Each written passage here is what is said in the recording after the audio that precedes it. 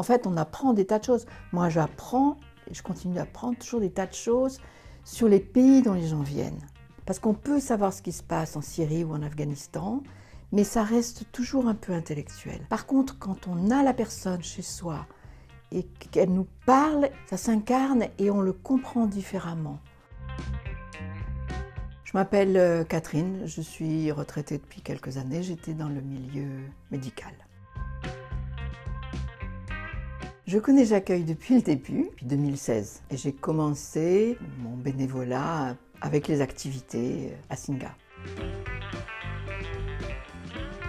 Je suis rentrée dans l'équipe des bénévoles depuis 3-4 ans. J'ai accueilli moi-même depuis plusieurs années. Après, j'ai eu envie de rentrer dans l'équipe de bénévoles pour m'occuper de ça. J'ai commencé par m'occuper des cohabitations, c'est-à-dire mettre en lien des familles qui ont envie d'accueillir avec des personnes qui souhaitent être accueillies en famille. Après, je me suis engagée un peu plus dans le suivi des équipes de J'accueille pour mettre en commun, échanger sur les situations qui posent un peu problème. Et donc, on fait un groupe au niveau national une fois par mois en visio avec les équipes de J'accueille. Je me suis dit que de toute mon expérience professionnelle et de mes formations, finalement, je pouvais les mettre au service. Les équipes de bénévoles ou de salariés peuvent être en difficulté des fois devant des situations relationnelles qui sont complexes ou devant des personnalités qui posent question.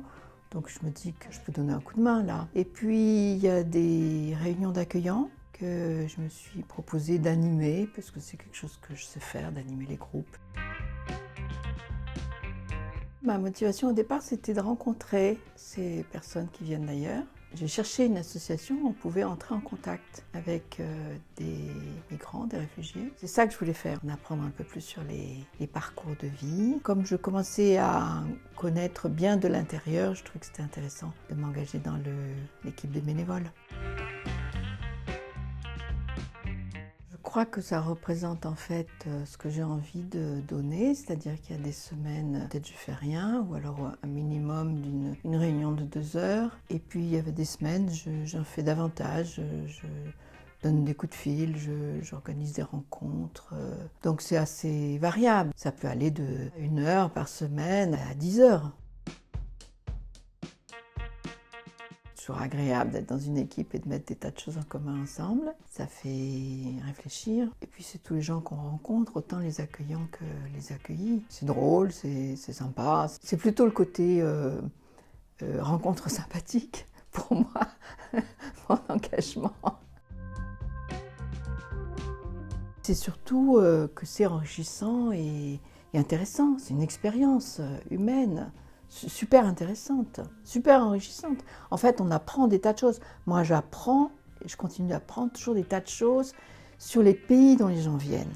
Parce qu'on peut savoir ce qui se passe en Syrie ou en Afghanistan, mais ça reste toujours un peu intellectuel. Par contre, quand on a la personne chez soi et qu'elle nous parle, ça s'incarne et on le comprend différemment.